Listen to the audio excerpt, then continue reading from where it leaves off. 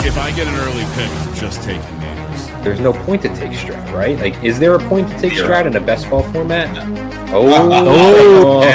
And you change your name to Stephen A. Swift. You are the leader. You are a different group of Swifties. I think Jameson Williams is going to outscore. He's going to outpoint Amon-Ra St. Brown this year. The stats are kind of fugazi, man. Come on. Let's go. There's like 50 feet of shit and then Kyler and Edwards. I think it's a buying opportunity for the Chiefs, actually. You ever see me take Bryce Young as a quarterback, even as a backup? Smack me when you see me in Vegas. I'm all about Devontae Adams. They're hurting their own team. You could just turn around later and take, Jaden Daniels and Terry McLaurin. I just go, what the fuck are they doing at running back?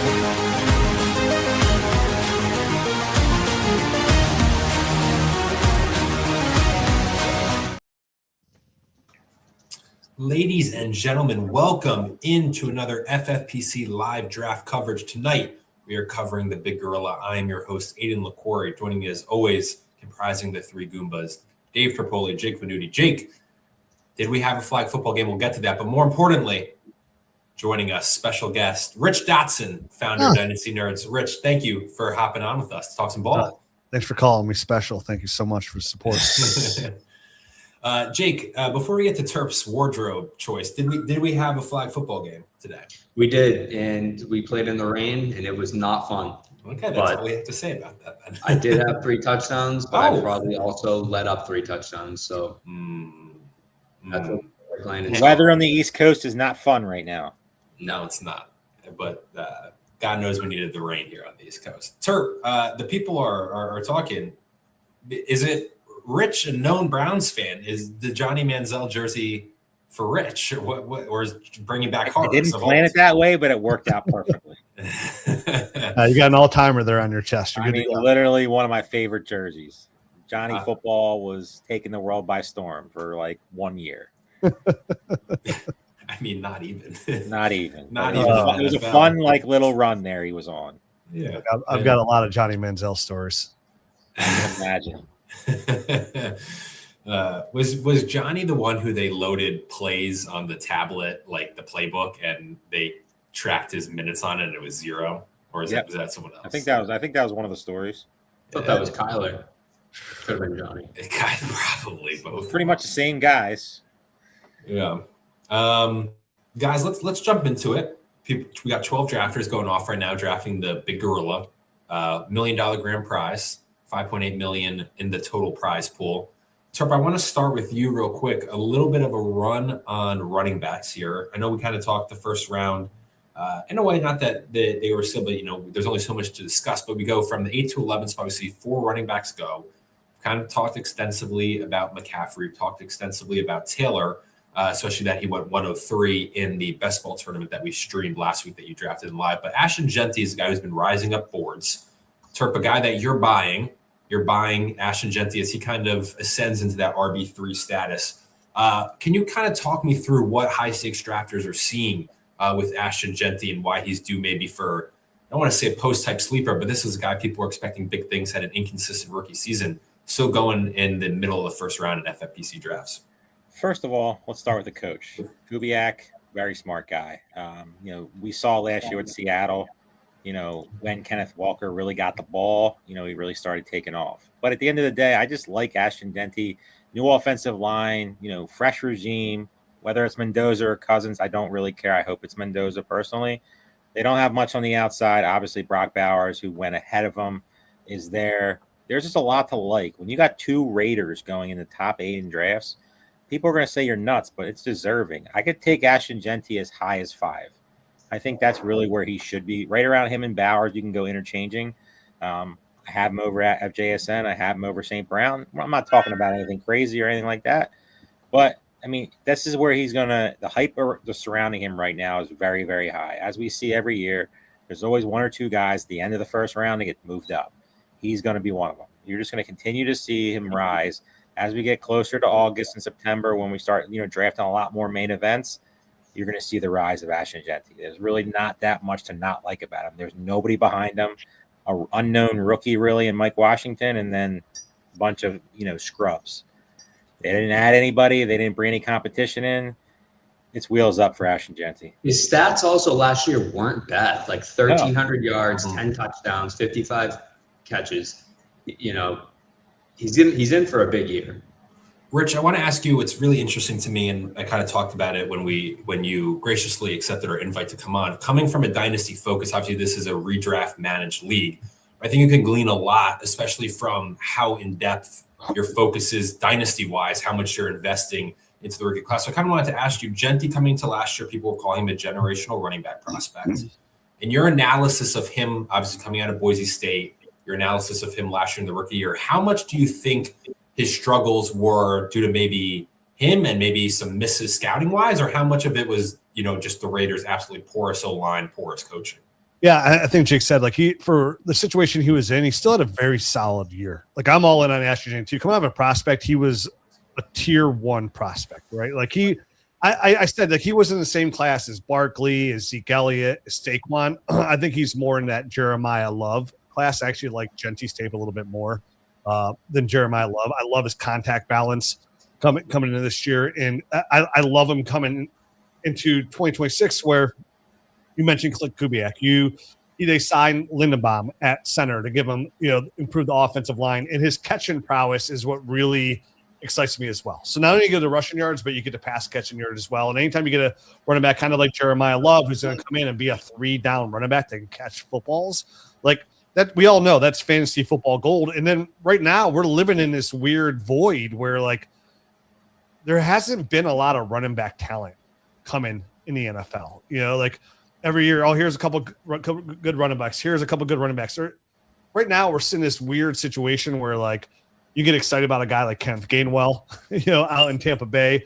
A lot of uncertainty, some older running backs out there. So, for me, a guy like Ashton Jeanty, fresh legs in a much better situation with the tape he had coming out of Boise State, it's real easy to get excited about him. And it kind of explains, these running back runs you're going to see, because it's literally going to be the haves and the have-nots. Like if we're looking at a void right now, we know the most fluid position on our rosters is going to be the running back position just because of injuries.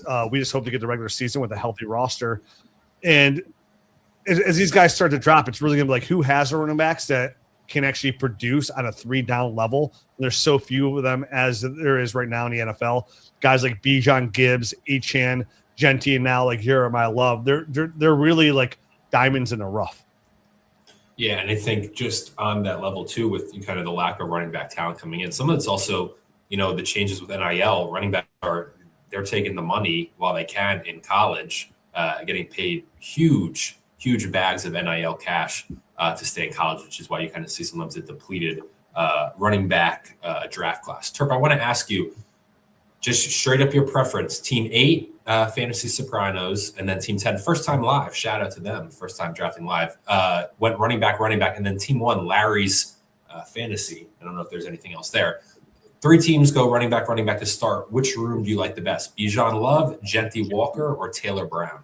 The answer is Team 8. I mean, Team 8's my guy. I got to stick with him. Ashton Jeanty, I already talked about. Kenneth Walker's starting to rise up draft boards. I was listening to a podcast the other day. Evan Silva's extremely high on him from Established to Run. I think he had him as high as 9th overall. What supposedly looks like they paid him a lot of money. Mahomes is banged up.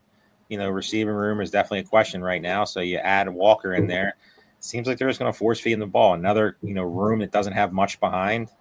So I like Chase Brown a ton too. Jonathan Taylor is kind of like a guy that I draft but don't love doing at the same time. I know me and Jake don't agree on that. I like the upside of Jeanty, the upside of Cook, even the upside of McCaffrey over Taylor. Okay. Jake, I got to ask you comments in the chat about people surprised CeeDee Lamb falling to the 204. We haven't really talked about Lamb a lot on these coverages. He's been going at that 1-2 turn as high as the 109 as high as the 110, as low as the 207, kind of settling in at the start of the second round. What do you make of CeeDee Lamb this year? Obviously, he was a bit banged up last year. Pickens really broke out opposite of him. What do you make of Lamb in year 2 under Brian Schottenheimer in Dallas? Where he went, I don't see an issue with that. Obviously, anytime you can get most likely a top 5, top 6 wide receiver in the second round, can't hate on it. not that big on taking Lamb after McCaffrey, just based on McCaffrey's injury history. I probably would have went another running back, but we'll see what they do right now. I'm not that big on Lamb overall, though. I just think with Pickens there, his upside is really limited. I don't think we're ever going to see that. I believe it was 2023 season again, especially with Pickens there, Ferguson, emergence of Ryan Flournoy. Here's a fun question: What if Pickens wasn't there? Where would Lamb go? If Pickens wasn't there,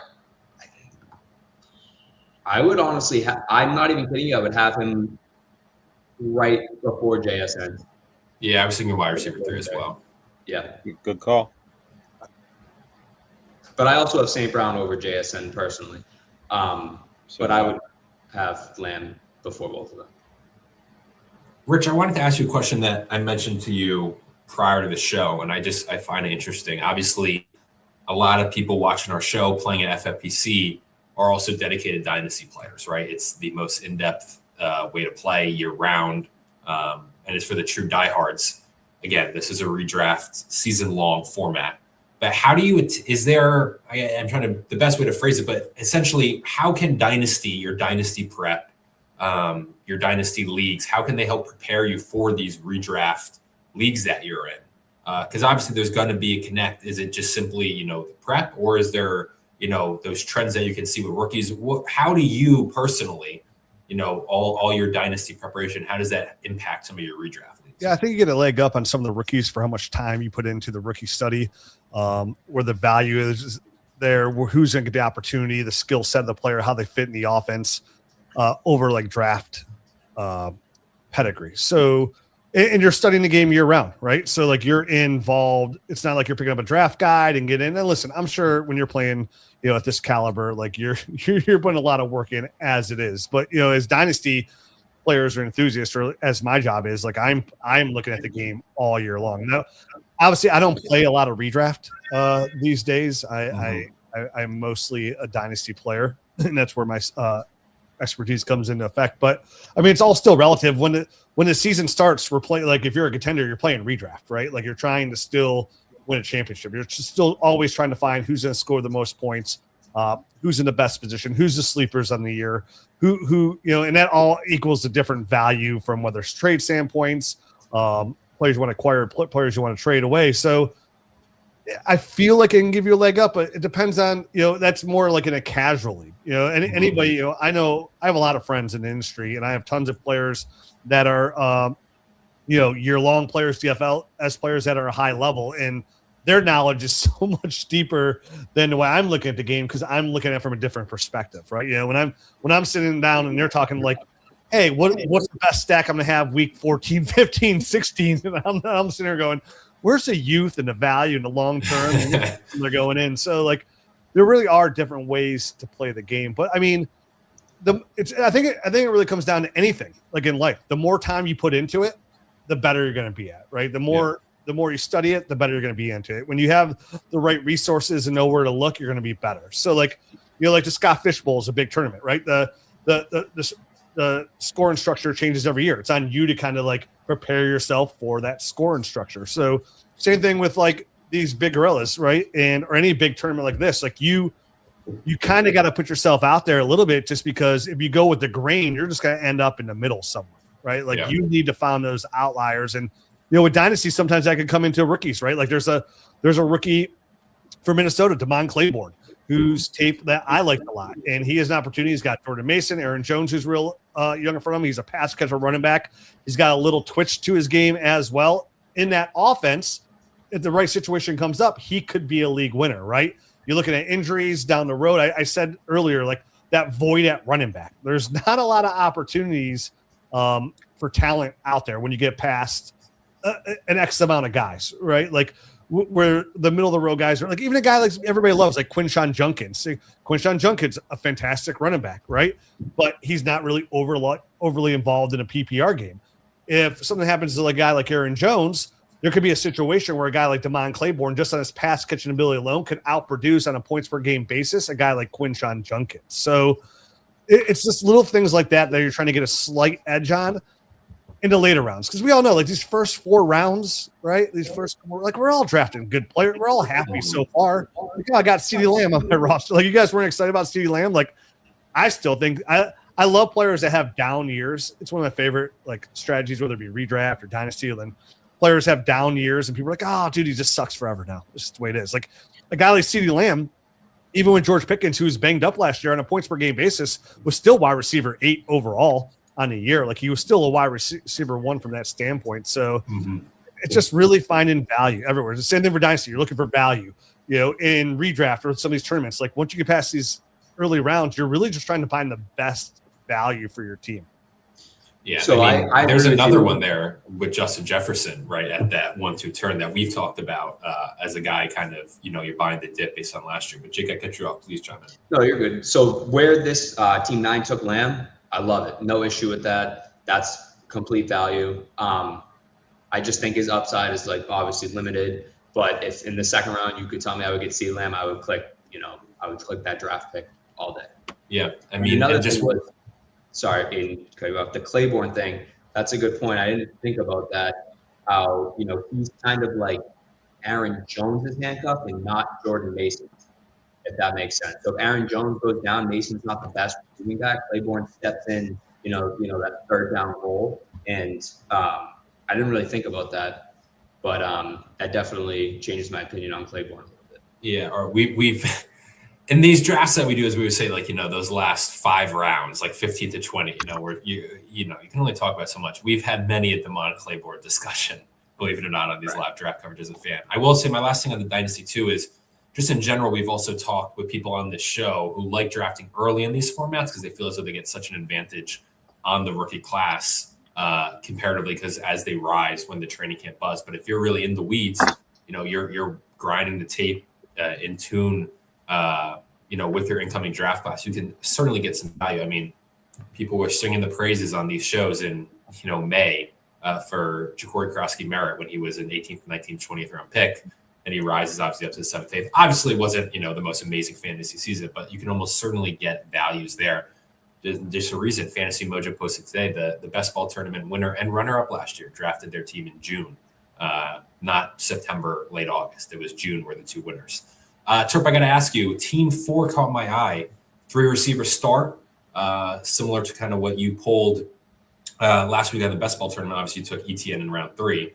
Again, not a best ball format, but still similar type of build. Puka, A.J. Brown, George Pickens, and then Kyron Williams in round 4. I'm assuming you got to like this build. This seems like a Terp type team. Yeah, I definitely like it. I like to start with Puka and A.J. Brown. George Pickens, we talked about a little bit. The ceiling is capped when it comes to CeeDee Lamb. I mean, are you a believer that Dak is going to do exactly what they did last year? Obviously, if one gets hurt, the other one is a gold mine, but it's hard to bet on something like that. Pickens obviously, hasn't got paid yet, so that's a worry. I'd probably take somebody besides Pickens there. I'd probably move up Devonta Smith, take Tyler Warren, ETN, who we know I love. Kyron Williams is one that I just never draft, and maybe it's just a blind spot that I miss. And I just certain players like Blake Corum, I draft more of. I just think he's just a better player. I know Sean McVay loves Kyron Williams, so in the 4th round with his production on that offense, it's in no way a bad pick whatsoever. It's just not a pick that I will make very excitedly. Also, two guys in the top 4 rounds on the same team.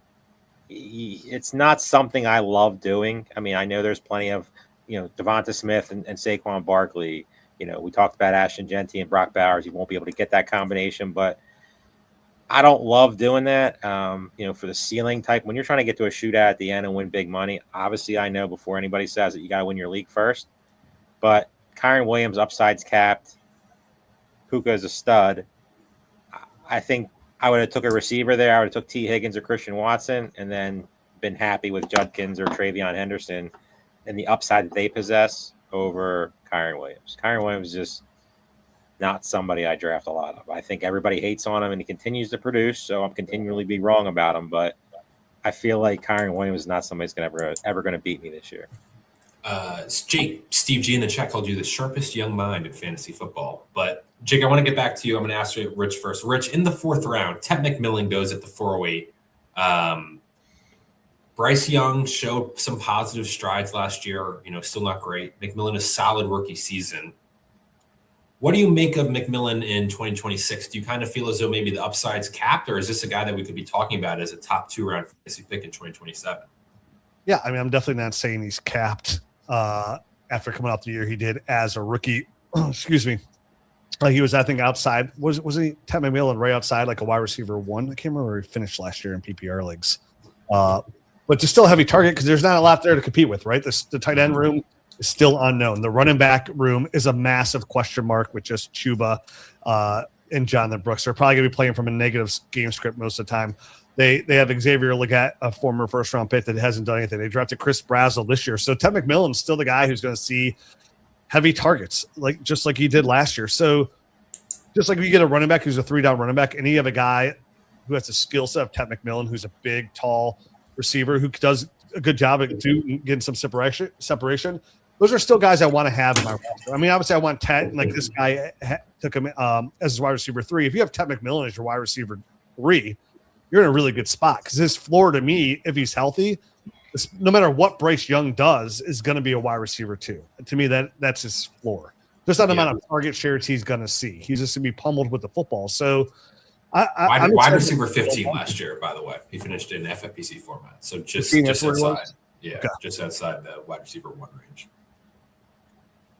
Jake, what are your thoughts on Ted McMillan? I feel like you mentioned to me weeks back that you had to take up McMillan, but I might be wrong about that. I'm not huge on him this year. I do agree, though, for that specific team, I'm completely out on Neighbors. I just think he's a wasted pick this year. So had they went, let's just say Devontae Smith over Neighbors, I would have loved the Ted McMillan pick. I definitely don't like him as your 1 or 2. I think that Jalen Coker took a big step forward towards the end of last year. I mean, the last 3 weeks, they both Ted McMillan and Coker each had 15 catches. They signed Coker to a fairly big contract. I think that he's going to be much more involved in the offense. And I just don't think Bryce Young is good. I think he limits that's upside. And he's just not a guy I'm really keying in on.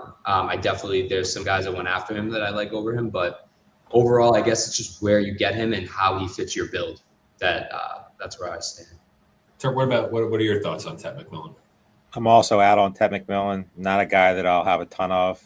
Bryce Young limits that upside. I think Jalen Coker is going to be enough of a pain to, Jonathan Brooks is also going to, make a name this year. I don't know. There's guys that are getting drafted about him. I just love them more. I mean, T. Higgins, Christian Watson, Luther Burden, Jalen Waddle, Terry McLaurin. To me, it's just they have that safe floor, but also a tremendous upside. And with Ted McMillan, I don't know. I just don't see it. The foot injury, I know people are saying it's nothing and whatever, but you don't like seeing that early. I'm not going to sit here and say I'm going to be a 0% Ted McMillan, but he's just not going to be a priority for me. While we have Rich Dotson, the founder of Dynasty Nerds, on, a question I think we've literally asked every single show is about the debate between Cardinal Tate and Jordan Tyson for fantasy this year. Cardinal Tate has slowly been, pulling away. I believe there was a 2-round difference in the last stream that we did. This draft, Jordan Tyson goes above him. You can ask any single person. I've heard from Jake, but Rich, I want to ask you kind of this debate that's been dominating these kind of mid rounds, right? Both players going, Cardinal Tate currently going middle of the 6th, Jordan Tyson end of the 6th. Which rookie receiver do you think is going to have a better rookie year, Cardinal Tate or Jordan Tyson? I honestly don't even think it's close. I think it's Cardinal Tate. I personally like Mekhi Lemon more than Jordan Tyson too, by the way. Oh, so, wow. Okay. Yeah, agree on all counts. I have Mekhi Lemon ranked higher than Jordan Tyson. Jordan Tyson is a nice player, excellent separator, does a good job getting open, but he does everything underneath. Like there's nothing. He's not really a deep threat. You also got another savvy route runner, has a good job getting separation, and Chris Olave, who come off a career year as well. Where Cardinal Tate, kind of talking about Ted McMillan, is going to be force-fed targets there in Tennessee. He's the clear number 1. I mean, you have Wan'Dale Robinson, who's reunited with his ex-head coach. Yes, he's their slot receiver, but Cardinal Tate is probably, not only was he the best deep receiver in this class, he's one of the better deep receivers I've seen come out in quite some time. I mean, every aspect of Cardinal Tate's game he does at a above average level. And again, going back playing from a negative game script, Cam Ward, who had a really nice back third half of the season, has a really nice accurate deep ball. So him and Cardinal Tate, should have some really nice big games. I can see Cardinal Tate coming out and kind of, like where Ted McMillan finished as wide receiver 15 last year, coming out and being that guy. Jordan Tyson's got those injury history, the injury history coming through, the hamstring injuries. We don't know how those can always pop back up. So I don't like Jordan Tyson to even finish as a wide receiver 2, personally, out the gates in 2026. Now, obviously, he's got great upside, right? Anybody who can get separation, it has a chance to be a PPR darling. But I don't think him and Cardinal Tate should be even mentioned in the same sentence for the 2026 season, personally. And I honestly even think a guy like Mekhi Lemon can outproduce a guy like Jordan Tyson in year 1. I think Jordan Tyson's going to be more in line, kind of, competing with Casey Concepcion or like Denzel Boston, somewhere along those lines. I mean, it wouldn't surprise me if a guy like Chris Bell popped up and produced. You mentioned the neighbor's injury, how you're not touching him. Like he's a massive question mark. There's a guy in New York whose tape I like a lot, Malachi Fields, who never really had a lot of opportunity there in Notre Dame to produce, who could potentially outproduce a guy like Jordan Tyson. I know it sounds crazy, but to me, Jordan Tyson's still got a lot to prove for me as a receiver on all aspects of his game. Nice player, a lot of upside, draft potential, draft pedigree is certainly there. But, when you look at the group of receivers we're looking at right now and all the guys ahead of them, I mean, there's a ton of guys. What receiver was he off the board there? He was wide receiver 33. Yeah, 33. So you're talking like people. He's going like a wide receiver there. I think 32. Amo Williams, I think, has higher upside. Cardinal Tate certainly does out there as well. I think Jordan Tyson can compete with a guy like Michael Pittman in Pittsburgh. I know I'm talking down on Jordan Tyson, but I like it. I really That's don't what we need. 2026, like, oh, this guy's winning me. Now, listen, the counterpoint is Chris Olave's one bumper car away from being sidelined for a significant amount of time. So he could be awesome. So is Jordan Tyson. Exactly. He's just trying to run too fast, get off the line the real way and pull that hammy again. Yeah. He's had multiple hamstring injuries, and his last one lingered so long. It always gives me a little hesitation. I remember when I was breaking down his tape, I was real intrigued by his medicals in his injury history. It really took me a step back. So I had Jordan Tyson a little bit lower than consensus in the Dynasty community. Okay. Jake, I want to ask you about Team 1, the Bijan Jeremiah Love start. How, since that, RB start, they get, an absolutely all-world elite running back in Bijan. They go with the high upside rookie in Jeremiah Love, but obviously the team issues there in Arizona. How have they supplemented it since then? They've gone receiver heavy with Olave, Higgins, Watson, and then Mekhi Lemon, who we just mentioned. And they got a little stack there with T. Higgins and Joe Burrow. So what do you make of Team 1 there, Jake? I like it. I definitely would have taken Breece Hall, Henry, and ETN before I took Love. I think we talked about this last time. I just think Love's upside is capped with Tyler Algier being there, James Conner being there. There's no reason to run him in the dirt year 1. That's not to say he won't be a stud. He's just not someone I'm targeting. I love Olave, Higgins, and Christian Watson. I love any Joe Burrow, T. Higgins, or Joe Burrow Chase stack you can get. I think those are the best stacks that you can get. I'm personally not big on Lemon this year. I don't think, if you can correct me if I'm wrong, Rich, but I don't believe Lemon plays a lot on the outside, and Hurts is not that good throwing over the middle. Horrible in the middle. I also think that he's probably going to be third in targets behind Devontae Smith and Goddard. Plus, Saquon Barkley's going to get his 300 plus touches. I personally don't have any Lemon yet, and there's probably 5 wide receivers that still haven't been drafted that would have taken over him that I think have more upside. But other than that, I really like Team 1's draft. Terp, what are the early reports, as the resident Philly fan, what are the early reports on Lemon from their early camps?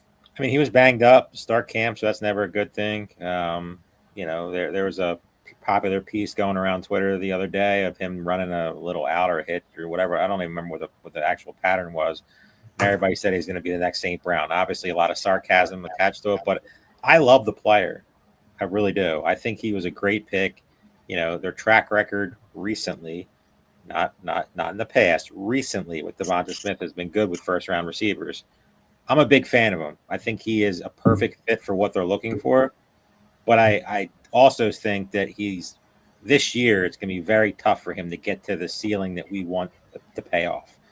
I don't really, Jalen Hurts, a big year for him. Let's call it what it is.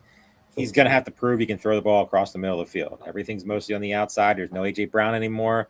Obviously, with Devonta Smith, I love the player Lemon, but I just think it's a little bit Hollywood Brown's there annoying. Dontavian Wicks there annoying. Dallas Goedert there annoying. Devonta Smith's ready to take that next level. I'll have some Lemon, and it's not because I don't like the player. I just don't like him this year. I'm not a dynasty guy, but he would be more of a dynasty play for me as somebody that could, next year, year 2, year 3, really take it to the next level. But also, this year, the chemistry in Philly is there with Smith and Goddard, right? Hurts is not an accurate. It's a big year for Hurts. He has to prove that number one, he can do it without A.J. Brown. And number one, he has to do it without A.J. Brown. Number two, that the Super Bowl wasn't just the perfect team type of situation. He did play great in the Super Bowl. We all know that he's had plenty of hot moments, but last year he wasn't great. Offensive coordinator wasn't great. He wasn't great. They made a lot of turmoil in the whole team. I was at many of those games and literally wanted to poke my eyes out, especially the 49ers lost in the playoffs. But it's a big year all around. I just don't think Lemon is the guy that's going to benefit year one. Love the player. Second highest rated receiver for me too, just like Rich, behind Carnell Tate. Love the player. Love the story behind him. Love his interviews. Sounds the part. But this year I think it could be really hard for him to pay that value. He's a dog, man. He is. He is. The ball in his hands. He's just a dog. He's going to come down. He wants the ball in his hands. He seems like he breathes football. There's no the sideshow's not there with him. Like you talked about. Has some of the weirdest press conferences I've ever seen. Yeah, that's okay. I like weird. Out where the Pickens.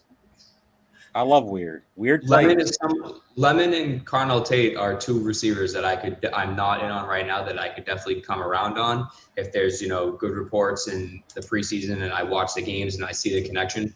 I mean, Lemon's footwork is next level. It's just I don't see it with him and I don't see it with Tate right now. But I can easily see. We don't agree on Tate. What don't you see with Tate? Okay. What don't you see with Tate? I am not a Cam Ward fan whatsoever. So it's not Tate. It's obviously Tate is an insane talent, but I'm not. Here's why I'm not in on Tate. I'm not a Cam Ward fan, right? He was awful at OTAs. I think he was 62 for 117. Wan'Dale Robinson was his highest targeted receiver. I think Robinson has also handled 140 plus targets, I think, in the last 2 years. It's not a knock on Tate. It's a knock on Cam Ward. Right? They don't need to force Tate the ball to be successful. They still have Robinson. They have Gunnar Helm. They have Calvin Ridley or A.M.N. or whoever plays the 3. They have Tony Pollard and Spears out of the backfield. That's one of those things that I need to see in the preseason, and I need to see better reports for me to start targeting. The only problem, and we don't agree on this, and we've talked about this a bunch, but the only problem with seeing in the preseason when it comes to Carnell Tate, well, if you see it in the preseason, then Carnell Tate's going to be a 4th round draft pick by the time we draft in Vegas. Then that'll be my loss. But even if you remember last year when the Titans were playing in the preseason, he kept peppering Ridley, and look what happened there. Everyone moved up Ridley. Let's not bring up sour subjects. No, I'm just saying I need to see it. I don't trust Ward.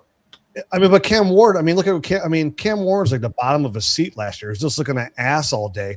His coach sucked, his receivers suck, his weapons sucked, his running game sucked, everything around him sucked. Even that being said, when you come back to the last third of the year, he really did step up his game. His deep ball accuracy, his sideline accuracy was so much better. He was outproducing guys out there, like you mentioned, Jalen Hurts, Lamar Jackson, Jackson Dart, who was a darling. Cam Ward, he was in a really bad situation. Kind of going back to some of these quarterbacks that are, that if you go that high in the draft, you can go into a very bad situation. And we saw with Trevor Lawrence getting drafted, with Urban Meyer, the head coach, and these guys you expect to get better. And I'm not saying Cam Ward's going to come out here and be the next Drake May or Caleb Williams or things on those lines, but everything he does correlates well with Carnell Tate. And Like you can even take a mediocre quarterback and still put him, in the right situation. They can elevate a receiver to talent. Sarah, I think the talent is there with Carnell Tate. We saw the guy like Jackson Smith and Jigbo with Sam Darnold, like leading the NFL in receiving. So, and I get it. Like if you don't love Cam Ward, what you saw last year, that's fair. But I would put a lot of that not on Cam Ward as well. Well, he was good down. I'm pretty sure he had like the last 6 games. He had like 10 touchdowns, 1 interception, almost 1,000 yards. He was much better. But now it's a new offense. Going to be growing pains. I'm a little worried about it. But you're not like shoulder surgery too. That's arguably my biggest concern. Ward you're drafting Peyton 6, so he's not going to. He'll probably outproduce that ADP. I just, there's other guys I like around that range more. I think. Yeah, I mean, the offensive coach, offensive coordinator for some, Brian Dable. Look what Brian Dable's done over these last couple of years. Success he's had with his quarterback, what he's been able to do with Josh Allen. The Jackson Dart hype. You can say it's Jackson Dart, but Dable had his hands in that as well. So I just think Cam Ward, to me, like he's been something I talked about. Like he's been one of my favorite dynasty buys for the ADP is or the price is, because so many people are so quick to judge, especially a quarterback so early when it's such a hard position to play. And then play at a high level or even have any success at. To me, there's a lot of upside. He has a safety net of a guy like Wan'Dale Robinson. He's got to take the top off in Carnell Tate that can win at all 3 levels. So to me, I'm not as much worried about Carnell Tate because of Cam Ward. I understand being worried about Cam Ward himself. It does not worry me at all about Carnell Tate. I mean, that's a guy you could see another 140. You said, Wan'Dale Robinson over the last 2 years, 140 targets. Carnell Tate see 140 targets in 2026. He could. Yeah, give me a 70% catch rate on that. The OTA, I know it's just OTAs, but the OTA reports weren't good either on Ward's side. He was very up and down. The completion percentage wasn't good. Wan'Dale was his main target in OTAs.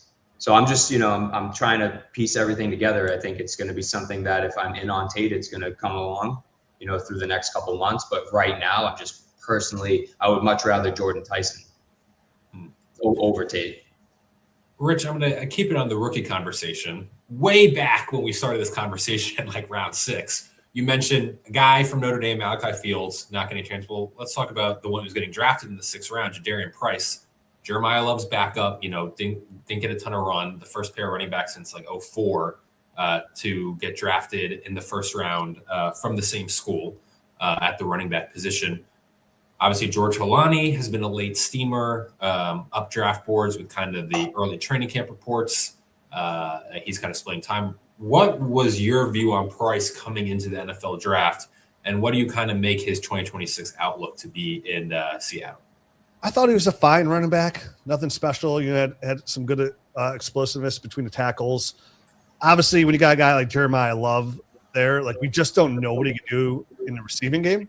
So if you look, and you also got Zach Charbonnet coming back at some point. You got Emmanuel Wilson there as well. To me, Jadarian Price, can he be involved in the receiving game? For sure. We saw a guy like Jonathan Taylor come out, and we're like, oh, dude, can he even catch footballs? We don't even know. It all worked out for him just fine.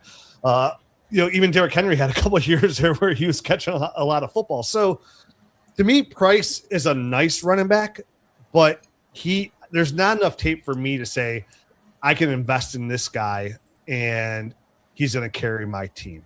I get real low on guys if I can't trust them to catch footballs in the passing game, and they're just touchdown dependent at that point. So for me, Zach Charbonnet, who's also a nice player. You mentioned Holani have a little flashes when my co-host is big on Holani, Emmanuel Wilson. There's a lot of question marks there for me. Of course, he's got the 1st round pedigree. But the last running back they took in the 1st round pedigree got passed up by a guy named Chris Carson. So also Charbonnet's upside Price's upside is limited at the end of the year when Charbonnet comes back. Yeah. In the championship sprint. Right. Exactly. Like, I'm not in on Price either. There's so many running backs that go later. Like I can see in this draft alone, like a guy like Kenneth Gainwell has a lot of upside in the offense. J.K. Dobbins, I know a lot of people are scared about R.J. Harvey. They took Jonah Coleman. I think J.K. Dobbins still has some nice upside there. Rashad White is a player that I think is kind of gross, but where he wins is in the passing game. And you guys mentioned earlier a guy, Jacory Krosky-Merritt, who I liked his tape a lot coming out in Dynasty, and I thought he was one of the best Dynasty bargains for like a sell point because I didn't think his touches right away. But he's not involved in the passing game, almost like 0%. I think like it's one of those lines. Like the number is so low, it's scary. So a guy like Rashad White kind of can trump guys like Jadarian Price, or even like a guy like Quinshon Judkins. Again, going back to him.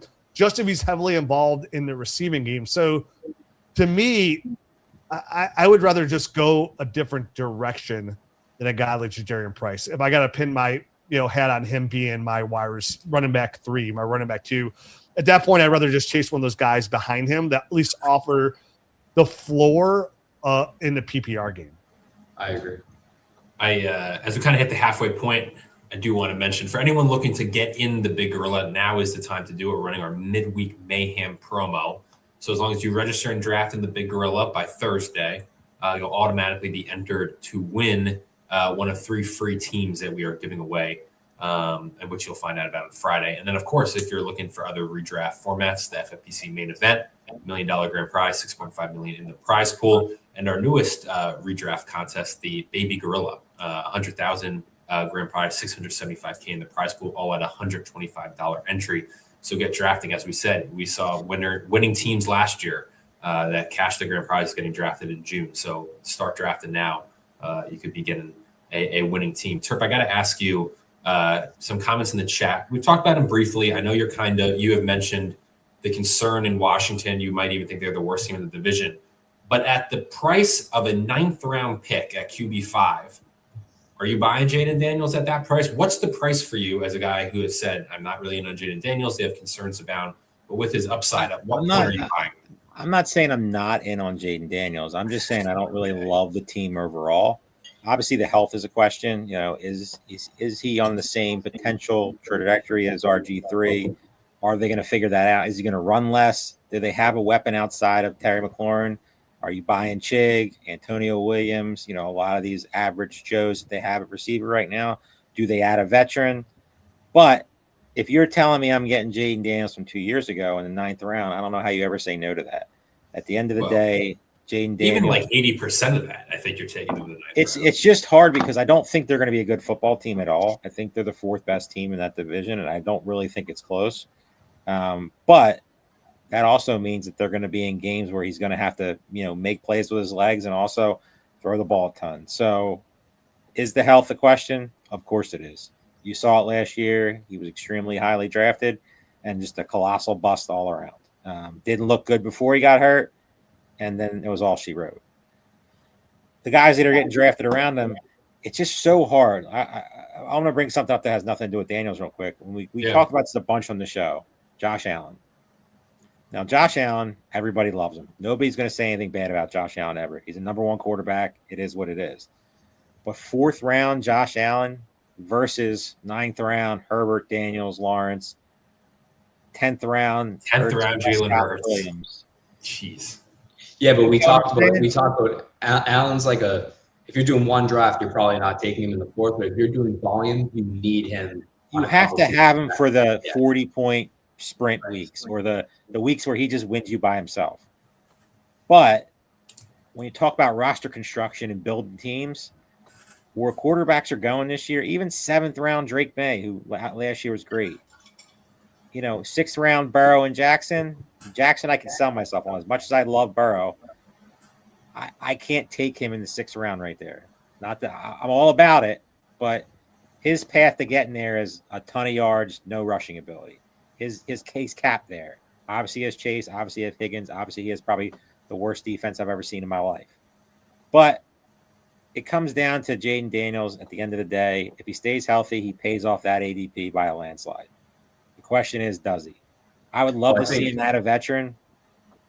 I think part of Daniels staying healthy is then adding Rashad White because they know how good Rashad White is in the passing game. And, they didn't have a back like him last year. Right. I like Chig. A lot of positive stuff on Chig so far. Ben Sinot's getting some press, which, the corpse of Ben Sinot after a couple years ago when everybody was on him as a rookie, he's starting to get a little positive press. But at the end of the day, I think one of these veterans that are out there have to be added.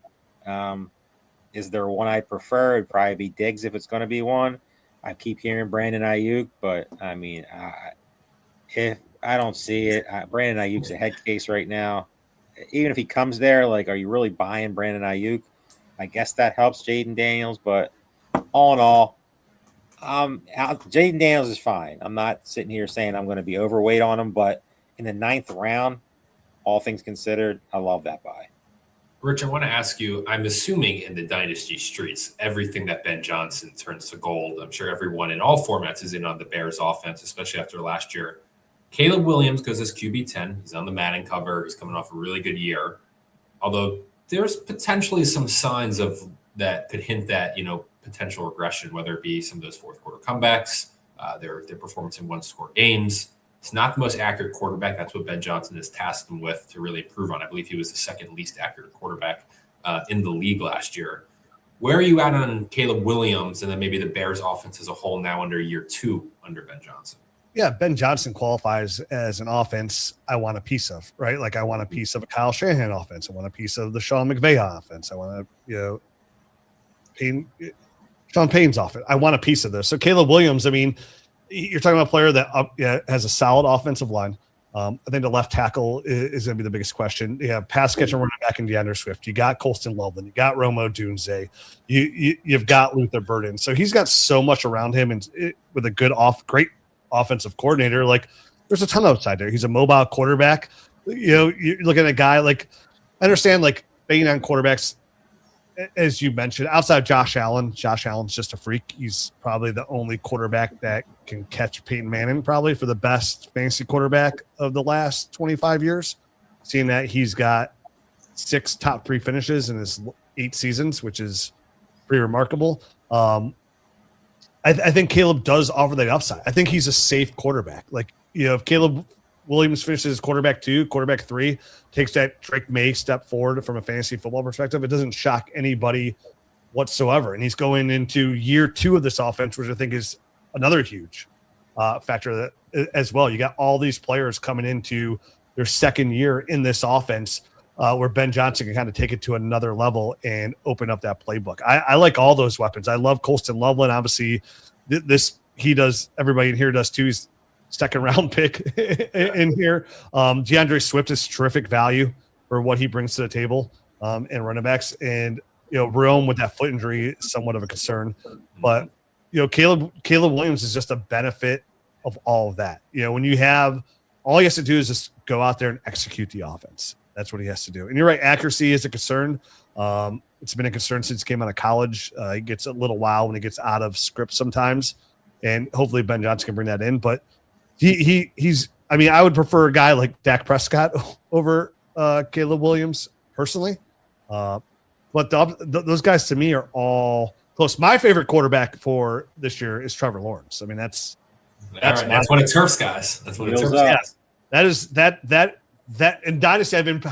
I was all in on Trevor Lawrence when they brought Liam Cohen in last year, and he was I pimped him so hard on our podcast, and then the year started a little rough. I was like, oh man, because he's my number 1 owned Dynasty player in 30 leagues, like Trevor Lawrence and Superflex.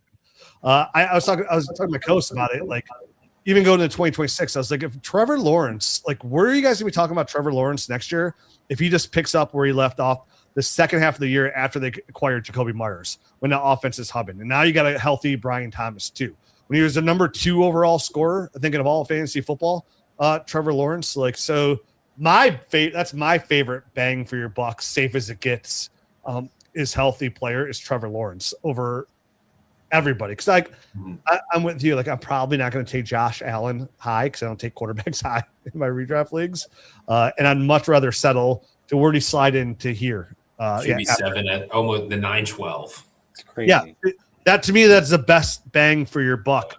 I didn't get him on my Gorilla team on mine. I did get Jadarian Price on my Gorilla team. Though I looked to see if I had him on there. Sure enough, I got Cardinal Tate and Jadarian Price on my big Gorilla team.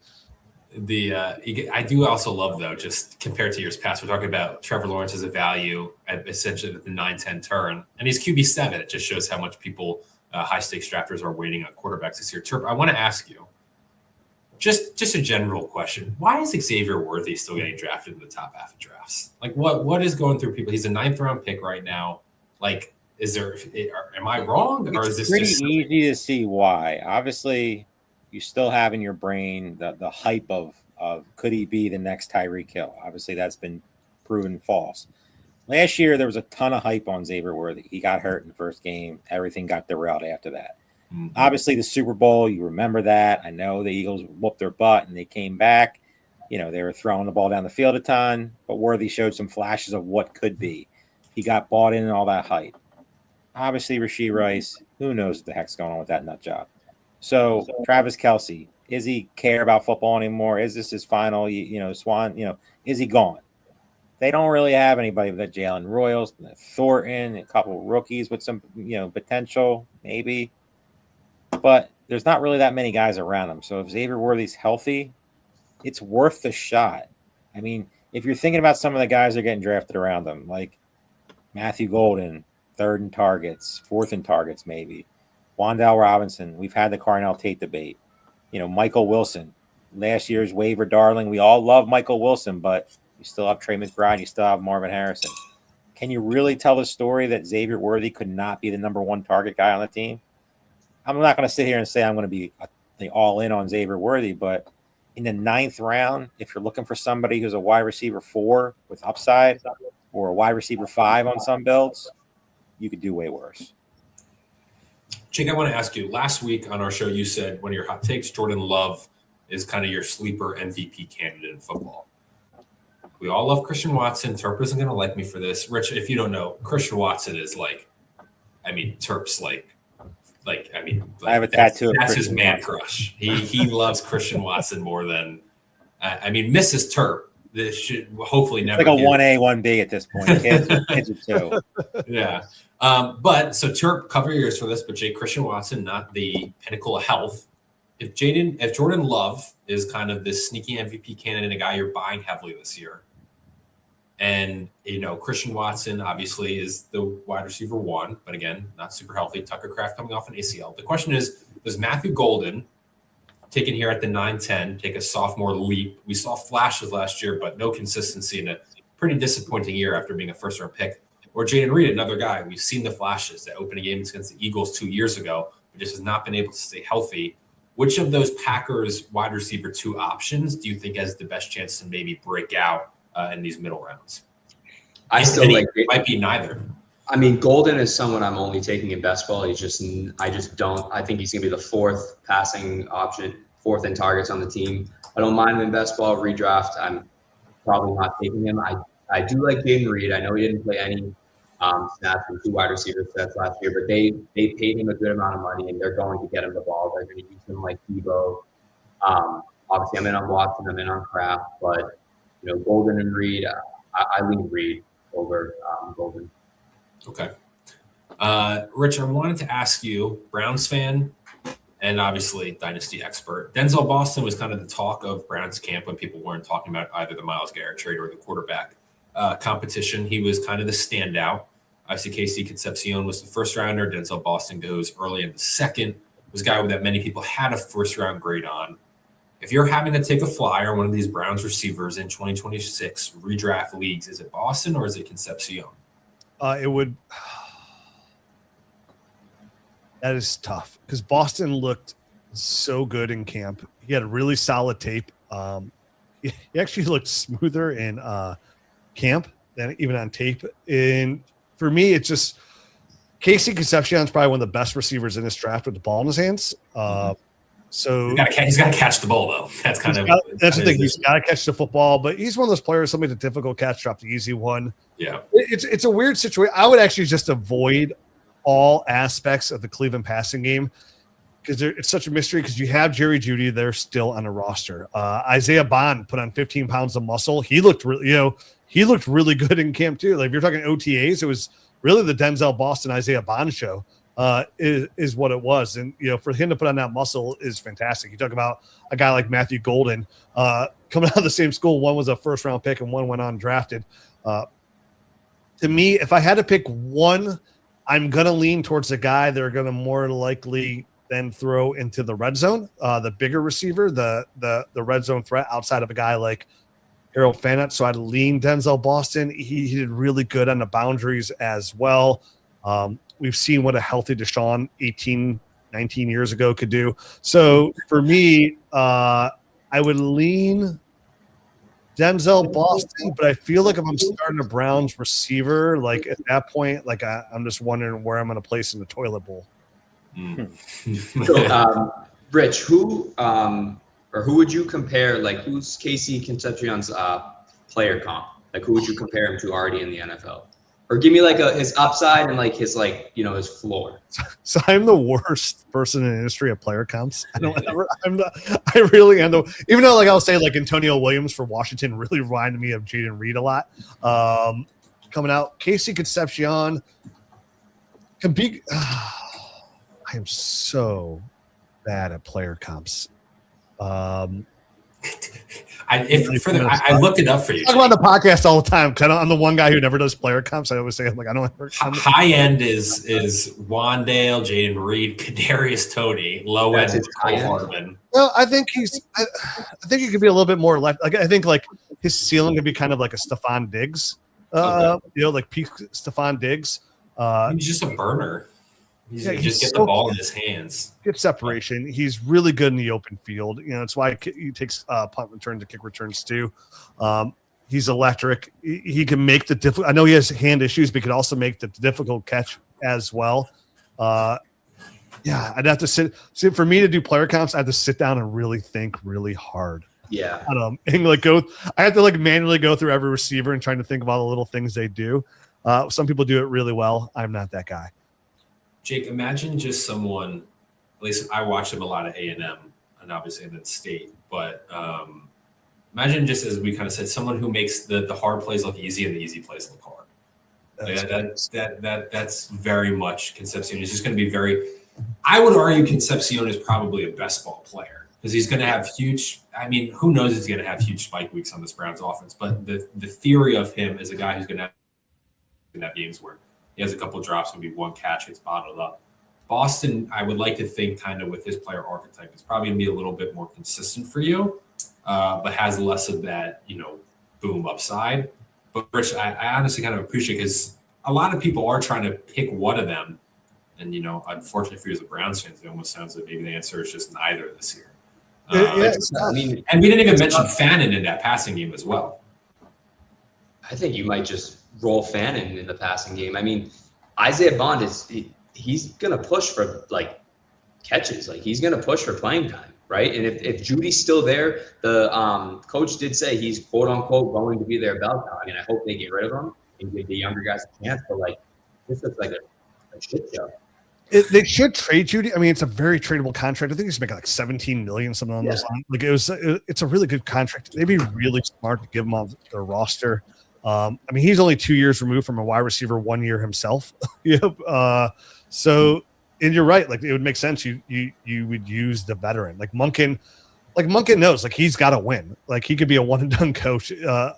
Otherwise, potentially. So like he's definitely going to try to win. I think Deshaun Watson will be the starting quarterback. But you're right. Jerry Jeudy's like the one guy nobody's talking about. People are taking Concepcion and Denzel Boston over Jerry Jeudy. It's like everybody's just done with him no matter what. And he's every time I bring up Judy, like people like Steve G, he hates Judy, but I mean, he had 106 targets last year. And if the coach is going to come out and say he's the bell cow, I mean, you kind of got to read between the best case scenario, like you said, is Jerry Jeudy getting traded to like one of these teams that right. The disaster. It's a tough situation. Somebody gets hurt like in the beginning of training camp, early August, and they ship Judy for a conditional pick. Like with Kansas City, maybe. Like, if Rashee Rice gets suspended, Washington, they make a ton of sense. If I thought New England would make sense on Judy over Brandon Ayuk. New England would have made sense, but then they took Romeo Doubs. I think Washington would be a definitely a great city for him. But yeah, I mean, you're running out of opportunities. I think it would probably take an injury. But at the same time, the Browns may be in a situation where they just want to get him off his roster altogether. Like you said, just go with the young guys, which is what they should do. Yeah, right. Just got a note. We obviously talked about Damon Claiborne. Not the highest he's been, but he's been going in the 15th round. He goes in the 13th after Rich gives former Demon Deacon a little buzz. Terp, I want to ask you though, real quick, about where was I at? I completely lost where I was going to say. So I'll screw that. I want to go to. Oh, I know where I was going to go. I'm the rookie receiver, Turk. We talked about the Jets in passing. I think when we had Abibak Batoba on the show, kind of said them as not a sleeper team by any means, but he thinks there's going to be some fantasy reward there. Obviously, so much of the talk is focused, as it should be, on Garrett Wilson, Breece Hall, but they took Omar Cooper in the back end of the first round. I feel like so many people are focusing, as we talk about Jordan Tyson, Mekhi Lemon, Cornell Tate, no Casey Concepcion or Denzel Boston. But Omar Cooper was kind of this first-round receiver who's not getting as much love. It's not a great team, but do you think this is a guy that, with Geno Smith at quarterback, hopefully a more competent structure, that maybe he could produce? Or is this a guy that you're only looking at best ball formats with kind of his big playability?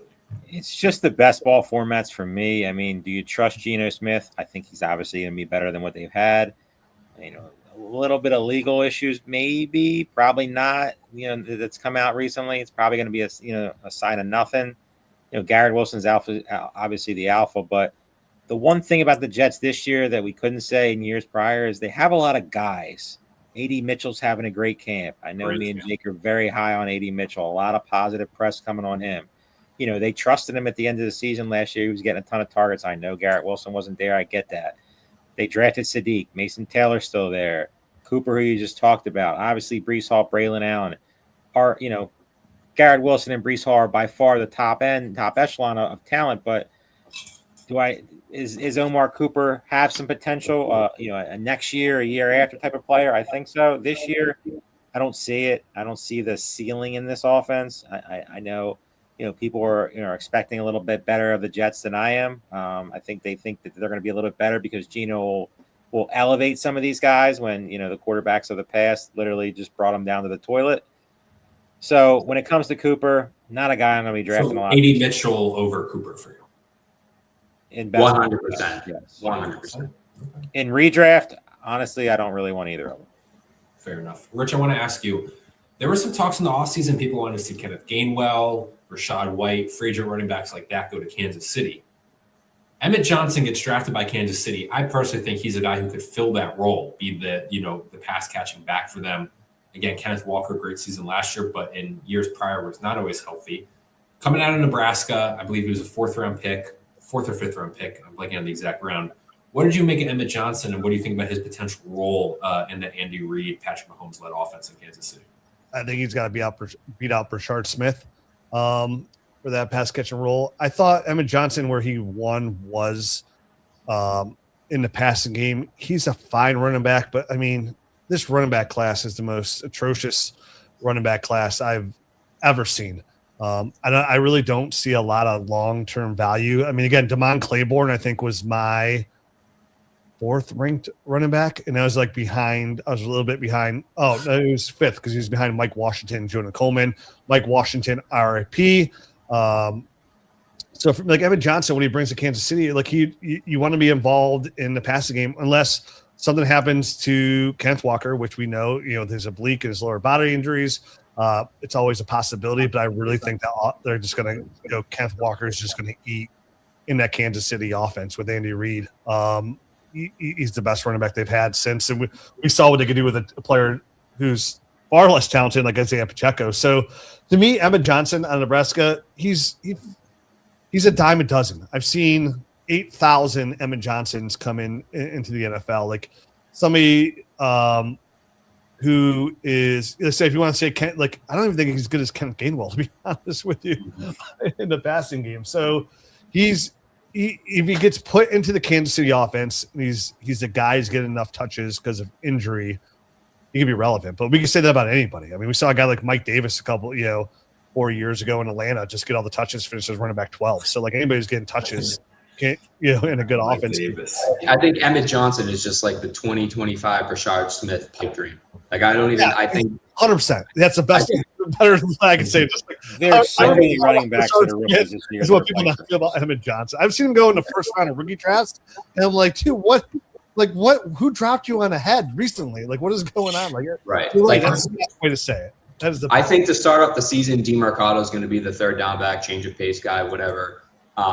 If Kenneth Walker went down, I honestly think they would sign probably bring back Kareem Hunt. Like I just don't see trot him back out. Like let's we can all hate on Kareem Hunt all we want, but he was not terrible the last couple of years. No, I forgot about DeMarco Kyler too. They're being there too, and you're right. Like he's got to be out. Like neither of them will probably be him out. So everyone's been so thirsty for that Kansas City running back for so long, and now we have one. And it's kind of and they're trying to replace him already. Yeah, they're like, oh, what about Emmett Johnson? You're like, dude.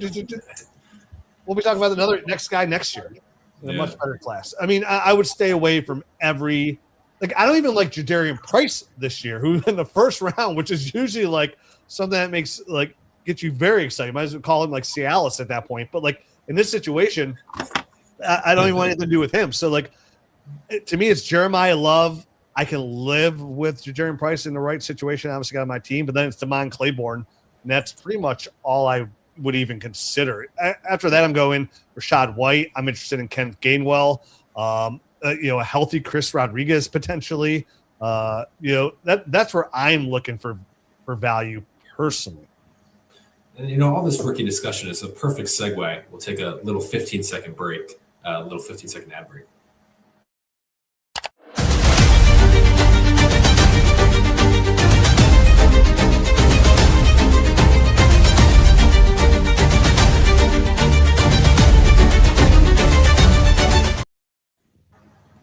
Anyone who's looking to get into Dynasty Fantasy Football cannot recommend FFPC enough.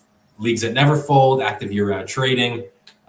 We got it all. Jake runs the FFPC Dynasty. He's the man. It's just the best place to play. You join your home league. Not home league. You just can join a league at home. It folds after a couple of years. That doesn't happen here, as all three of these gentlemen below me can attest that FFPC is the best place to play Dynasty Fantasy Football. All that rookie talk, I had to throw that in there. Speaking of rookies, Rich, you mentioned a name that I've been big on. These two have not been on. I can't say been on. They haven't been as enthusiastic to me. I'm a big Antonio Williams believer there in Washington. I'm part of the reason I'm higher on Jaden Daniels, this Washington offense, and for sure Terp. But you sounded like you were a big fan of Antonio Williams, and I kind of need some backup here. Can you give some Antonio Williams love and kind of share why? I mean, I'll give him some love. I'm not gonna slide into the big fan. We'll call that one of those little handheld mini fans. For cool. I'm a big Antonio Williams fan, more than I should be. he's a nice, solid player. Like I said, I mean, he really reminds me of Jaden Reed. And he's somebody that you can manufacture touches with. You can use him out of the backfield. You can use him in the slot. You can use him next. You can use him as Z. Like, you really can move them all over. And for him to get offset of a guy like Terry McLaurin and have the quarterback with the talent of a guy like Jaden Daniels, who's, everybody talks about Jaden Daniels and his rushing upside. Like, I love the way Jaden Daniels throws the football. Like, so accurate. He's so, like, when I studied his tape, I was so enamored with his fantasy upside. I remember being on the podcast saying, like, everybody's taking Caleb Williams slam dunk 1-1. I was like, if I'm in 50-50, if I had, the 1-1 in 10 leagues, I'm taking half Jane Daniels, half Caleb Williams, because Jane Daniels is that good a thrower of the football. And obviously his frame's his biggest setback.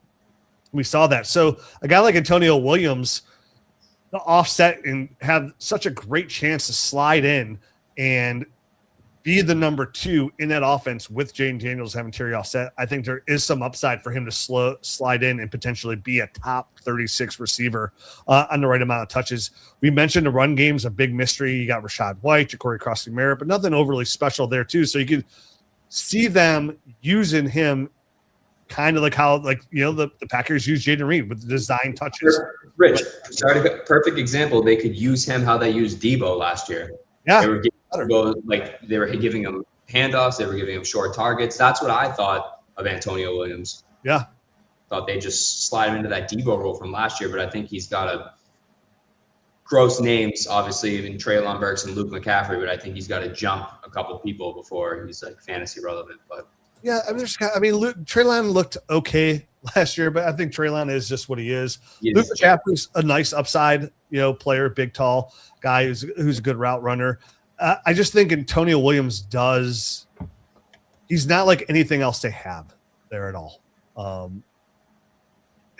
And this is an offense, not the best offensive line that's been to move. So, they're probably gonna want to protect Jane Daniels early, and you mentioned Jake too, like get the ball out of the hands quick, right? Design touches short, kind of like they used Debo last year. And Debo, remember like early, again, my memory, I'm trying to remember early, like he was good. Debo was really good. At the very beginning of the season, he was good. Like you're like, oh, Debo's the first like 4 to 6 weeks, maybe not 6, but the first couple I think weeks, he was like wide receiver 8 over the first. He was like just unreal.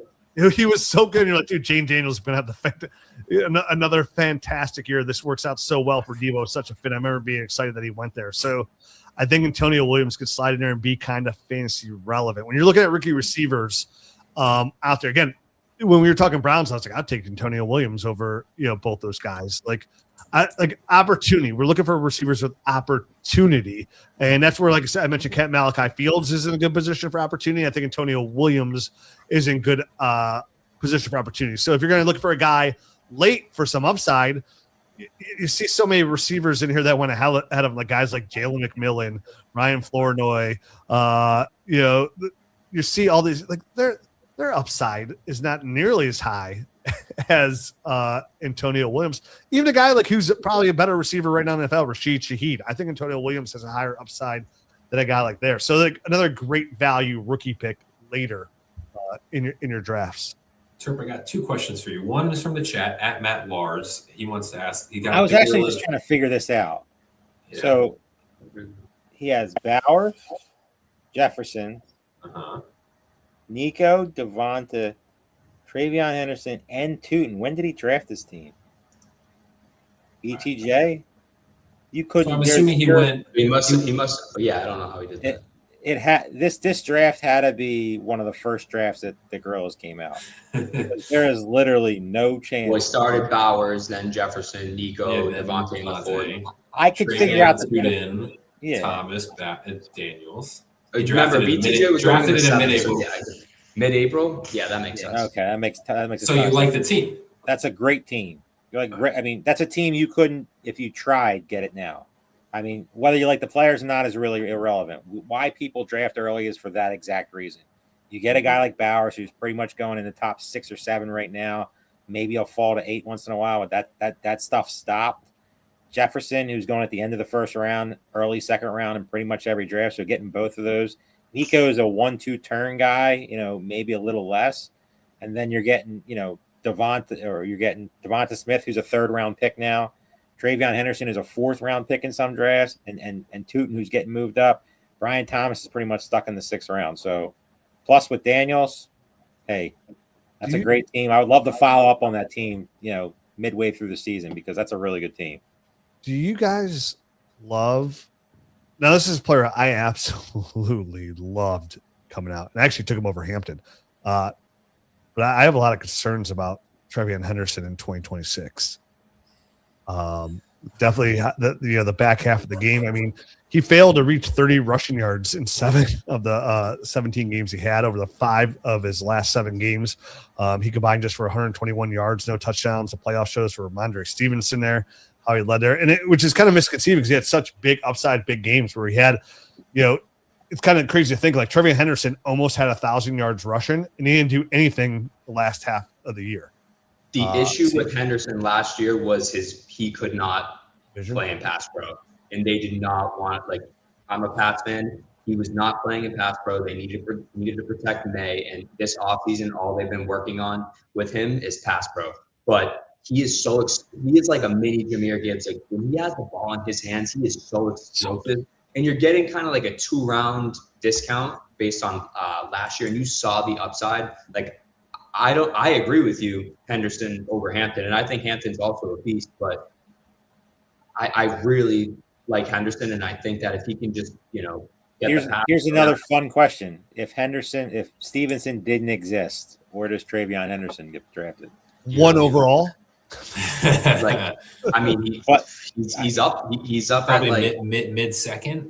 Yeah, mid-second. I think he's a 1-2 turn. I'm with Jake. His tape showed me, I was like, dude, this guy could be like a Jahmyr Gibbs. Like, I think he'd be higher. I think like Travion Henderson's hype. There was multiple runs last year where the hole was closed and his hole, and he bounced it to the outside and scored a touchdown or a completely reverse field. Like, he's just a hard dude to tackle. I say this, people forget. I mean, Vrabel in Tennessee, like Derrick Henry didn't. His first couple years, he wasn't the Derrick Henry we knew. Like he didn't play. I want to say that was Vrabel. I might be wrong in that. It was my timeline might not be adding up. I believe it was Vrabel, and he was behind DeMarco.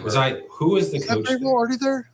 Was it Vrabel or was it? You don't remember? I might be spewing fake news right now. Yeah, because I mean, he didn't do anything for his first 2.5 years. Exactly. He was which is why people like 2018. When people look at Henry now, they're like, oh, he's old, blah, blah, blah. Last year, he still had, 16 touchdowns and 1,500 total yards. But remember, the first 2 years he didn't play. So his age might say 31. Well, dude had like 18 million carries in high school. So I like to read about Henderson more as an RB2 than leading your team as an RB1. I think I was spewing fake news, by the way. Henry had his first 1,000-yard season under Vrabel and 12 touchdowns. So. Because I was going to say Vrabel has a little Bill Belichick to him, and he's just going to change up that running back rotation like constantly. But all right, I gotta pick Rich's head again about Carnell Tate because I'm starting to get worried a little bit that I'm not on him. And it's like I'm trying to convince myself like I need like just sheer panic on Jake's face. Well, last year Ted McMillan was going in the 3rd round, right? And I think that Tate's going in the 6th round, but I think they have like similar rookie roles, and I think Ted did good last year, which means I should be in on Tate. Right, because I wasn't big on Bryce. Right, I mean, I should be in on Carnell Tate. I think you're answering your own question. I know. What round is Tate going in? Yeah, I think he would go into the 6th round. No, you're right. Because I think that him and like based. I think Tate's better than Ted McMillan. By the way, coming out of college. Yeah, I agree. But I do. By the way, I do agree with Jake that Cam Ward concerns me a little bit. But so did Bryce Young. Well, I mean, there's it's a lot of offense in a new system. I mean, I don't know.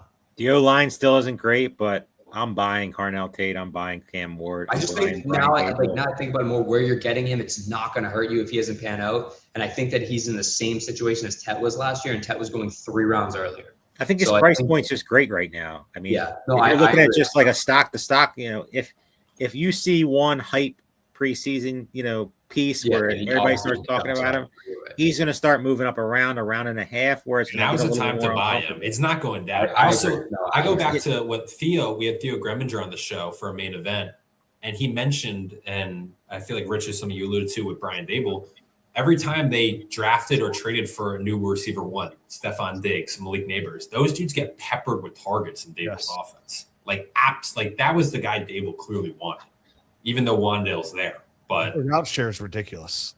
Yeah. That's what I was saying. And like where he wins from a negative game script too. Like there's not a better receiver that's come out that, gets on top of the defensive back downfield as well as Carnell Tate and he wins. Play with Jeremiah Smith. So like his hands are literally perfect. I mean, his hands are perfect. I mean, if Turpus, what you said, if Carnell Tate played on any other team in the country other than Ohio State, he'd be. And also, like last year, let's just call it what it is. Ohio State's quarterback wasn't great, so like they Jeremiah Smith didn't even have the best. Oh, that's a Heisman finalist there, Turpus. I love Jeremiah Smith. Julian Sayin was a Heisman finalist. Talk about the Dynasty 1-1 overall in 2027, Jeremiah Smith. 100%. And there's Jeremiah Smith would have been Dynasty 1-1 for the last 5 years. Dynasty drafts. Yeah, he's coming out of high school. He would have been the 1-1. He's my Dynasty 1-1. It's funny because on Dynasty Nerds on the podcast, we've been talking. I've been selling the 2027 class for Jeremiah Smith, and obviously you have Arch and Dante Moore and Cam Colin, but since 2025, we've let our audience you got to start planning now. We had this whole strategy. I executed it in ton of league. Trade all your 26 picks first now, and even your second and 25, you can't get it, but get 27 first now because they're going to be unattainable by the time you get to 2026. Yeah. Now everybody's caught up because you'll my route, Rich. In my dynasty league, I had the 1-3, and I was going to take Tyson, and I traded it for a future 2027 first to a team that probably won't make the playoffs, so it has a chance. Attaboy, Jake. I'm trying to get. I have 3 2027 firsts, and I'm really trying to get Smith on my team. See, it's in my 23-year-old dynasty league. I've never blown it up ever, and I blew it all up for her. Smith to make sure I get the 1-1. And you're talking just the top picks no matter what. We actually did a thing today on today's Dynasty Nerds show. I think comes out on Thursday, and we were doing cost analysis of basically we were going through a list of players, and Devon Achane was one of those players who was top pick, but of just like middle of the road, like top 5, top 6. And then we got to late, like the 27 picks and what their value will be compared to overall EDP in 2027. In the 2027 picks, which just never happens because we do this kind of test every year, the 2027 picks won easily because the class is going to be so deep. It's ridiculous. Even like later picks, like, and we were Ahmad talking Hardy, Keyshawn Lacey, like the running backs are really great too. Jaden Baugh. There's a bunch of names that are just going to be there's really 2 good. right now. If Hardy comes in healthy, guaranteed almost first round running backs. And that's, again, there's always some people that sneak in too, right? And there's about 5 receivers, there's 1 tight end, and there's about 5 quarterbacks. So like you're looking at 2-1 in your rookie draft to potentially get a first round offensive player. I think that's why, like, you know, Jake, you're saying all these 27 firsts. I've also been pushing like get as many 27 seconds as possible because if you end up with high 27 seconds, those are 100% going to open the door for 28 firsts, and the 28 class is pretty solid as well as it stands. So yeah, I know that's all because of Jeremiah Smith. Yeah, and some of that's also just a product of what I said, like NIL. Like these people are staying, and now they have to go. I mean, like, another great comparison. My sicko thing, I do Dynasty basketball. And I blew up to try and get this year's class because it was just unreal in the lottery specifically. Rich, I want to ask you, kind of, we're on the backstretch here. I believe it was one of your coach, Jared Wackerly, was on Deshaun Stribling prior to the draft, and then one of you nerds had Deshaun Stribling ranked within your top 5 receivers, and then he gets drafted by San Francisco, and then. But I just wanted to ask your thoughts on Stribling and possibly playing a Juwan Jennings role. Yeah, Jared liked him a lot. We all liked this tape more than we thought we would have. Still very shocked they went 33rd overall. That was a huge shock. I was really big on Malachi Fields. But, you know, Stribling is he's a bigger receiver. He's fast. He's in a Kyle Shanahan offense out there, but you bring a guy, you have Ricky Pearsall, the former first-round pick, who's also good hands, savvy route runner. You have Mike Evans, who they bring in, who's a consistent weapon as well. So where he fits in long-term, and we've seen guys like, you guys mentioned Brandon Ayuk earlier, like, you know, Ayuk got paid, that was big news, but like Ayuk never was a fantasy football darling, you know, like how Pearsall is never done. I mean, okay, Pierce has been in the league for 1 year, so I'm not gonna. And he also got shot, so I'm not gonna put him down because I liked his tape as well. But I mean, kind of going back to tie into like the Ben Johnson offense, like I get intrigued by anybody who's going to be in Sean McVay's offense who has a chance to be the wide receiver 1 because we don't know how long from a dynasty aspect.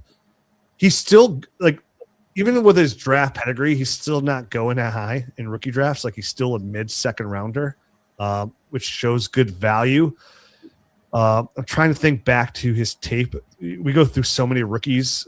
I watched Stribling play, and I would compare him to like a Mike Williams Sutton type player. I mean, that might be pushing it. I mean, but I think they draft him to be a big slot like Jennings because he's a really good blocker, but he has better yak than Omar Cooper did. It's like he's a really interesting prospect. He's just not a clean route. If he plays like a Michael Pittman role, well, again, he has Evans, Pearsall, and Christian Kirk ahead of him right now. Ideally, you know, Kirk somehow gets fizzled out. Pearsall moves to the slot if Kirk's not or whatever, and then, you know, Stribling on the outside. I mean, I think San Fran drafts very well, and I think they saw something in him. I think his value this year. I feel like you're pushing a little bit on San Francisco drafting well. Other than that, no, I mean they typically do. I feel like with their weapons. I mean, everyone just gets hurt, right? Like all the time. I mean, you got to think about it's the power plan, man. It's the power plan. Kittle's gonna be back. I mean, I know like allegedly he's had a schedule, but then you also have Christian McCaffrey, who's very viable. Right. I mean, he's a slot receiver glorified essentially. Yeah, exactly. So it's kind of like and we know like history shows Jennings was fine there, you know, for some wide receiver 2 games and some spikes there. But you know, Kyle Shanahan also likes to, if he can, focus on that true number 1 receiver. I think it's gonna be Mike Evans this year, but like I agree. You know, it's kind of hard to get like when you have Kittle there and a good receiver and Christian McCaffrey, it's kind of hard to get excited about anybody else on a consistent basis. You know, Well, I think the opportunity presents itself. We saw what the offense could do for a guy like Jawan Jennings, right? But then, you know, I think the rest of the NFL, like Jennings, like is one of those guys that want to get paid, didn't get paid when he wanted to, and then kind of sat around in free agency because like he probably thought he was better than he really was, and then just ends up in Minnesota. So, struggle like TBD, you know, on him in that offense. I wouldn't expect another guy. Back to Evans real quick. I think that Shanahan saw what Sean McVay did with the Rams last year and Adams, and I think he's trying to kind of mirror that. And they're going to use Evans in the red zone, and they haven't really had a receiver like him in a while. So I saw some people saying that he could potentially, he's like a dark horse to lead the wide receivers and touchdowns, and I don't hate that take. He just needs to stay healthy. Yep. Rich, I don't want to keep you too long. We appreciate you so much for hopping on, talking some ball with us. But before we go, just please let all our followers, everyone watching, just where they can find you and all the nerds work. What's the best place to read all your guys' articles and pods? Well, yeah, first, thanks for having me on a redraft show. I haven't done this since my ESPN show. We actually had to focus on redraft, so it's been a long time. I was talking to my ghost, like, dude, I'm doing a redraft show today. I don't know. We'll see how this goes. We wanted to get a little dynasty voice in there. Listen, it was great for me because now I'm on tape. I just moved him up in my rankings, and yeah, there we go. I'm happy. Yeah, I mean, you can find us dynastynerds.com, in the App Store, the Dynasty GM. I think it's the best app in the business, personally. Dynasty Nerds, everything you need to win your dynasty leagues, right? Like my FFPC, the best place to host your leagues. You want to dominate your dynasty leagues. That's where we win. I mean, when it comes to rookie content, I really don't think anybody does it better in the industry. We've had outside studies done. We've beaten NFL GMs in our rookie takes. Where everywhere else goes left, we go right.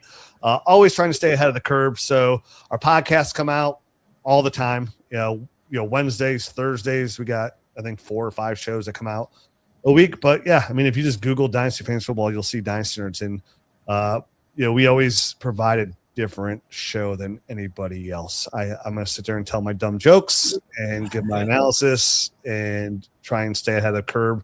Like I said, we try to go left where other people go right and just find that edge, because that's what Dynasty is. It's just constantly chasing value, right? Like a sell today is a buy tomorrow. And that's what you're trying to do. And our number one goal is just what everybody here is. They're trying to win $1 million. We're trying to win Dynasty Fantasy Football Championships. That's our only goal, and that's our only focus. So yeah, dynastynerds.com. Oh yeah, Rich Dotson, founder of Dynasty Nerds, ladies and gentlemen. Jake, Terp, that's going to do it for us tonight. We will be back on Sunday. Spots will remain in our live stream FFPC main event draft at 9 p.m. Eastern time. We are going to have Coach Speak Index on to talk shop.